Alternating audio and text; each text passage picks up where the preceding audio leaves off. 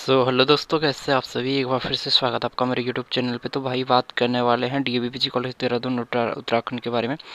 तो BEd merit list आपने देखा था, उसमें आपने जो कट ऑफ देखा था किस तरीके से गया हुआ। तो आप लोगों के बहुत सारे डाउट हैं, तो उस डाउट को क्लियर करने के लिए आज का उन्होंने डेट दिया है, टाइम दिया है 2 बजे तक का। आप जो है अगर आपको आपत्ति दर्ज करवानी है तो आप रिटर्न में एप्लीकेशंस लिख के अपनी जो है आपत्ति दर्ज करवा सकते हैं। एप्लीकेशंस किस तरीके से लिखना है वो मैं आपको बता रहा हूँ। एप्लीकेशंस वैसे सभी को पता है किस तरीके से लिखना है, फिर भी मैं यहाँ पे बता दे रहा हूँ। और दूसरी बड़ी बात भाई, मैंने जैसे कि पहले बताया, ये जो मेरिट बनी है परसेंटेज के बेस पे बनी है। परसेंटाइल अलग होता है, परसेंटेज अलग होता है, ठीक है। तो जिसका अगर 100 परसेंटाइल भी होता तब भी जो है उसके जो परसेंटेज उसके बहुत कम बनते हैं, ठीक है।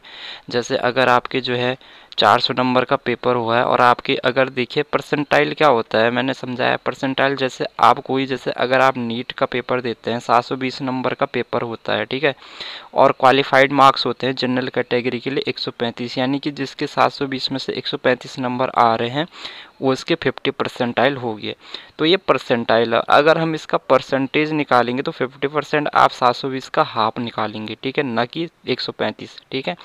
तो परसेंटाइल और परसेंटेज में बहुत ज़्यादा डिफरेंस होता है। मेरिट जो होती है परसेंटेज के बेस पे ही बनती है, ठीक है।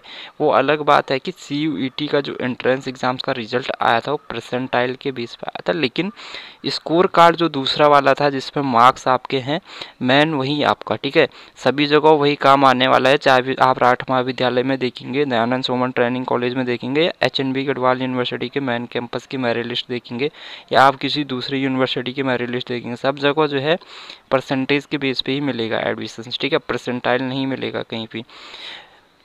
तो क्योंकि परसेंटाइल के बेस पे मेरिट बनती ही नहीं है, ठीक है। तो यहाँ पे अब आपका क्या है गाइस, देखिए 720 में से अगर 135 नंबर आ रहे तो ये आपका 50 परसेंटाइल बनना है। लेकिन अगर परसेंटेज में निकालना है इसको तो 720 का आधा कितना होता है, अगर इसे 2 से डिवाइड करेंगे तो 2 तियाँ 6 बचा, 2 6 के 360। तो 720 में से अगर इसके 360 नंबर आ रहे हैं तब उसके 50% बन रहे हैं। इसी तरीके से आप बीएड के लिए भी देखिए 400 नंबर का पेपर होता है, ठीक है। 400 नंबर का कितना होता है पेपर होता है, और 240 इसको मल्टीप्लाई 100, तो 6 4 छक्के 24। अगर आपके 400 में से 240 नंबर हैं तब जाके आपके 60% बन रहे हैं, ठीक है। 400 में से अगर आपके 240 नंबर आ रखे तब आपके 60% बन रहे हैं। और जो डीएवी की मेरिट लिस्ट आई है उसमें जो जनरल कैटेगरी की जो परसेंटेज कट ऑफ गई है वो साइंस वर्ग में जो गई है वो गई है आई थिंक कितना 63 से ऊपर गई है, ठीक है, या 65 के समथिंग गई है, तो आप देख लेना। तो ये आप देख सकते हैं कि जो परसेंटेज है, ठीक है, और किसी का अगर 100 परसेंटाइल भी होगा तब भी उसका मेरिट लिस्ट में नाम नहीं आएगा, क्योंकि उसकी जो परसेंटेज होगी वो कम होगी। और 100 परसेंटाइल तो बहुत सारे स्टूडेंट्स का है, ठीक है। तो यहाँ पे आपको परसेंटाइल नहीं परसेंटेज देखना है।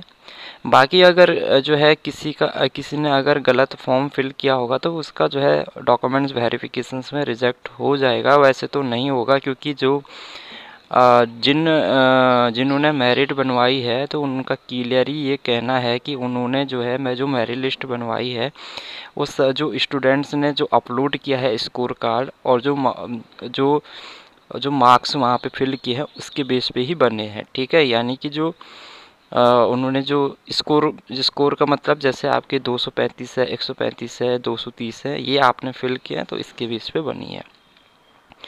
बाकी एप्लीकेशंस कैसे लिखनी है तो सेवा में विभागाध्यक्ष लिखेंगे शिक्षा विभाग बीएड डीएवीपीजी कॉलेज देहरादून, ठीक है। आप इसको चाहे तो इंग्लिश में भी लिख सकते हैं, आपकी मर्जी है।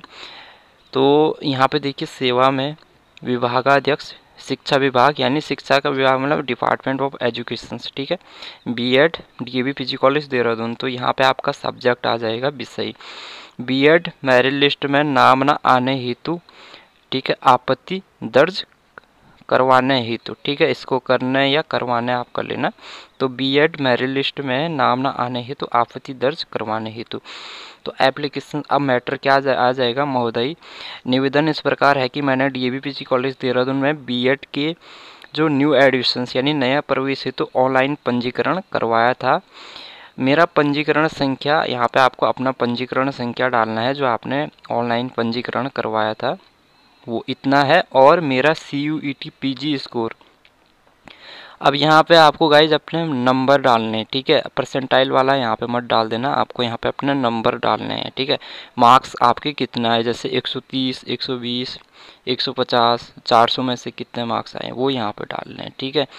तो मेरा CUET स्कोर इतना है, जबकि कॉलेज द्वारा जारी की गई बीएड मेरिट लिस्ट में मेरा नाम नहीं है। तो भाई क्योंकि अब देखिए ये मैटर इसी तरीके से आएगा कि मेरा पंजीकरण संख्या इतना है, पंजीकरण संख्या जो आपने ऑनलाइन रजिस्ट्रेशन किया है DAV कॉलेज देहरादून में बीएड का, वो आपका आ जाएगा। और आपका PG स्कोर, CUET PG का स्कोर इतना है, जबकि कॉलेज द्वारा जारी की गई मेरिट लिस्ट में मेरा नाम नहीं है। अथवा महोदय, मैं जो है कॉलेज द्वारा जारी की गई बीएड मेरिट लिस्ट के लिए आपत्ति दर्ज करवाना चाहता हूं। आपसे निवेदन है कि आप मेरी आपत्ति दर्ज करवाने की कृपा करें, ठीक है। तो ज़्यादा मैटर कुछ नहीं लिखना है इसमें, शॉर्ट में लिखना है, ठीक है।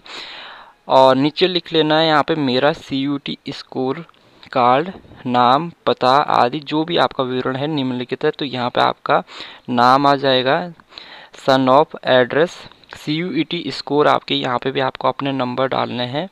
यहाँ पे आपका जो है DAV कॉलेज देहरादून का ऑनलाइन जो रजिस्ट्रेशन नंबर वो डालना है, यहाँ पे कॉन्टैक्ट नंबर। और इसके साथ गाइज आपको अटैच कर देना है अपना स्कोर कार्ड। तो स्कोर कार्ड में आप दोनों अटैच कर देना है, यहाँ पे एक तो परसेंटाइल वाला होगा, एक मार्क्स वाला होगा, दोनों यहाँ पे आपको अपलोड कर देने हैं, ठीक है। तो जिनके पास नहीं है भाई वो निकाल लेना जल्दी से, क्योंकि अगर आप जो है इसके साथ में आप जो है अपना स्कोर कार्ड अटैच नहीं करेंगे तो आपका कोई यहाँ पे एप्लीकेशंस लिखने का कोई फ़ायदा नहीं है, ठीक है। आपको प्रूफ भी देना होगा। तो यहाँ पे आपको